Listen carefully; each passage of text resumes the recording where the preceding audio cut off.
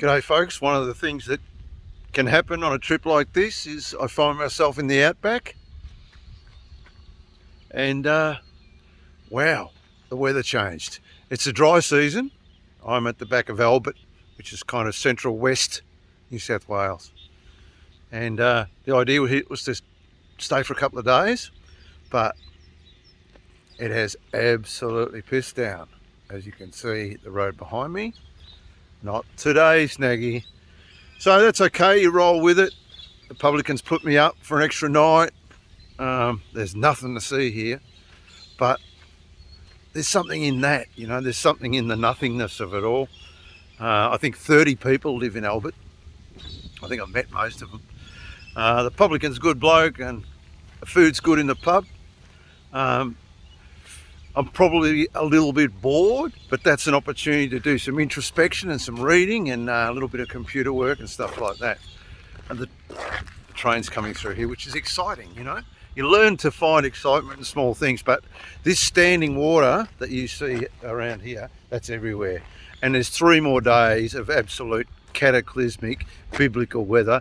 And to tell you the truth, stuff being in a tent while all that's going on. So, yeah, we press on, and I'm just walking around Albert, which I've done. I've done a few times now. I feel like a quarter of a local. So anyway, let's have a little bit of a look at this train setup here. I don't know exactly what's going on, but maybe we'll have a look at that as well, because God knows not much else is going to friggin' happen here except it's going to piss down. This is a very small break in the weather. A very small break in the weather. So bear with me, because I just want to have a look at what this chappie's about. A big silo over there, and there is obviously important rail freight here, which is it's good to see. I mean, you're out here, it seems like a lot of the freight and rail travel is finished with and shut, and you see towns kind of slow down and stop because of that. This guy's not going to keep coming. I hope I'm not the problem. Maybe I am. I'll back off a bit.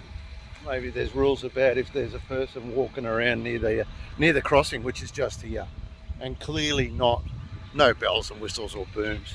So I might have upset old mate. I'll give him something to talk about over here. Anyway, I'll sign off. I think I've upset him. Okay folks, here in oh, the train's off. You know how I was talking about, if you saw an earlier video, I was talking about the train must be stopping for me. No, he was stopping to get his lunch here at the Rabbit Trap Hotel. So yeah, Blake ran his cooked lunch up. So that kind of makes sense. But here is the fabulous Rabbit Trap Hotel, and let me tell you, here at Albert there's not much else. There's a good story about this pub, and that's apparently, I didn't know this, but along with a licence comes the right to, on your boys, traffic. We're in a traffic jam in Albert. With a hotel licence comes the right for 15 poker machines. So a bunch of people from Sydney came out, silvertails, and wanted to buy the pub because they just want the licence, and then they can put pokies wherever they like. Apparently that licence can be moved elsewhere. So they offered the bloke a fair bit of money, and I mean, there wasn't much going on here in Albert. Next thing you know, one of the local blokes just said, well, stuff that. Told him to fuck off, and he bought the licence, and that stopped the silvertails getting pokies, because he was really anti-pokey. Now, I love that story. Anyway, since then, the pub is kind of doing all right. Like, the food's grouse. It's obviously a truckie stop. They've gone to a bit of trouble to do it up again a bit. And look, they're doing a really good job. And it's the lifeblood of Albert, if I'm serious. I've been eating here because I'm, you know, been reined in like I have been. I've been eating here and having a beer and getting to know people. A little bit. Some people are a little bit suspicious of me, but that happens everywhere I go. But yeah, I just love that story about it. One of the local blokes said, you know, fuck that. And sent the Sydney bloody silvertails pack them with No matter what they offered, he was not going to have it. So, good story. Local hero. Well, there's something big coming. And it's big. I don't want to go up in this mud if I can help it.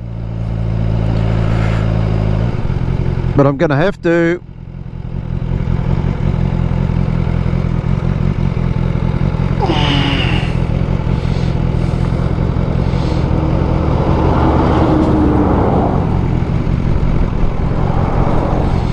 That was big. And now I'm in the mud.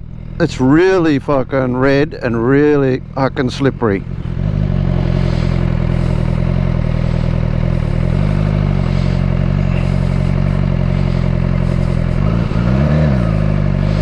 Fucking hell, that is slippery, that shit.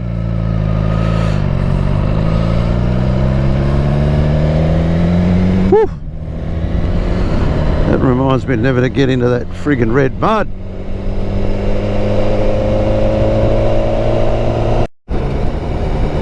Ah, our friends, the cattle.